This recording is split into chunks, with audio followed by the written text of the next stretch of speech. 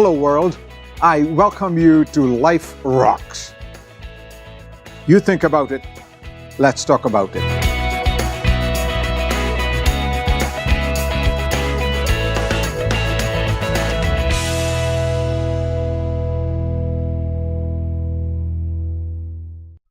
Have you ever been caught in darkness, mired in darkness? Sort of like quicksand, sinking, and you're being sucked into darkness. Every decade and a half or so, I go through that experience, filled with tears, and even death seems better than life. This desolation. You may have seen the SMS message where the two lines says God and the message says why. You've asked those questions. I've asked those questions in my life as well. Not uncommonly, the entire human race at moments feel caught up in darkness. They feel that there's no hope, there's desolation, and darkness of the soul. We find this evident in big lives, and well-known lives, and humble lives.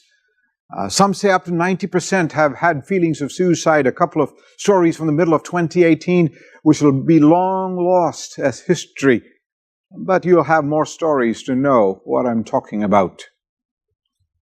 Her middle name was a very long name, Noel Frances Valentine Brosnahan. Her first name was Kate, and the last name was Spade. She was well known all over the world for designer handbags. She was sort of the happy-go-lucky person. And she would make these very practical, beautiful handbags. I've seen her name in airports and department stores. She was found dead in her apartment in New York. Nobody anticipated it. That's a loss of life. I so wish I could have talked to Kate Spade before she had taken her life. But suicide seems to be the only last option there is. And then there is the challenge of another celebrity chef in the early part of the 21st century, in the first and second decades, known all over the world for his parts unknown. He was a high-cultured man with stories galore and food delicious. In one of his episodes called Sardinia, he says, "What do you do if all your dreams come true and after all your dreams come true?" About a week after Spade had taken her life, he too was found dead in a hotel room in Paris. I so wish I could have talked to Tony as well. Again, darkness of the soul. If I could have talked to them, I would have said a few things like this. I say it to you because you too might be experiencing darkness and everything seems so oppressive. I want you to hold on with hope for peace. First of all, darkness is very, very real. Whether it is periodic and episodic or is continual, there is a sense of hopelessness and desperation.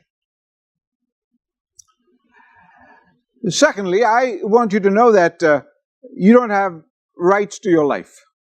I don't have rights to my life. I know enough that even if I wish to die, I cannot take my own life. I often pray to God and say, "God, you take my life." And so, He has not taken my life yet, otherwise I would be much more silent than I really am than speaking with you today. It also means that if God has not taken your life, you've got something to do. When I told my wife about Bourdain's talk about what do you do after your dreams come true, she said, maybe he could have made others' dreams come true. You still have some use in this life. Don't give up. But darkness, while oppressive, has its opposite called the light. And just one flicker of a flame will give you hope. The question is, where can we have hope? Where can we have light in the middle of darkness so we can experience peace rather than being mired in darkness? Well, you've heard these words before from this set of videos called Life Rocks. I have one source to point you to as the author and definer, the architect and the giver of peace. The same giver of peace actually claimed to be the light of the world. He said, I am the light of the world, not only geographically, but for everyone, including you and me. And when you receive His light, you will experience peace.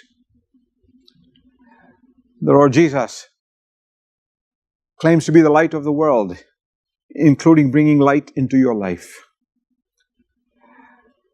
An earlier note says, though I walk in darkness, the Lord will be a light for me.